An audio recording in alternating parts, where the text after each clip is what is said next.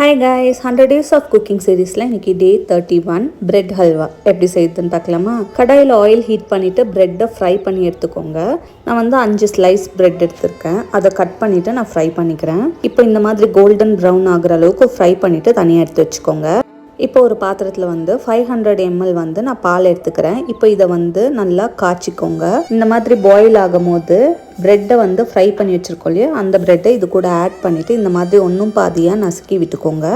இப்போ இந்த பாலெல்லாம் நல்லா அப்சர்வ் ஆன உடனே நம்ம வந்து சர்க்கரை ஆட் பண்ணிக்க போகிறோம். உங்களுக்கு எவ்வளோ ஸ்வீட்னஸ் தேவையோ அதுக்கு தகுந்த மாதிரி சர்க்கரை ஆட் பண்ணிக்கோங்க. சர்க்கரை ஆட் பண்ணதுக்கப்புறமா ஒரு 5 minutes கலரி விட்டு குக் பண்ணிக்கோங்க. இது கூட நான் 2 ஸ்பூன் நெய் சேர்த்துக்கிறேன். நெய் சேர்த்ததுக்கப்புறமா பிளெயின் பால்கோவா இருக்குல்ல, அது வந்துட்டு ஒரு 3 tablespoon சேர்த்துக்கோங்க.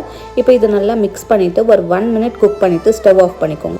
ஃபைனலாக வறுத்து வச்சுருக்க முந்திரியும் ஏலக்காவை ஆட் பண்ணிக்கோங்க. டே 32 என்ன ரெசிபி நாளைக்கு உங்கள் கூட ஷேர் பண்ணுறேன். until then bye.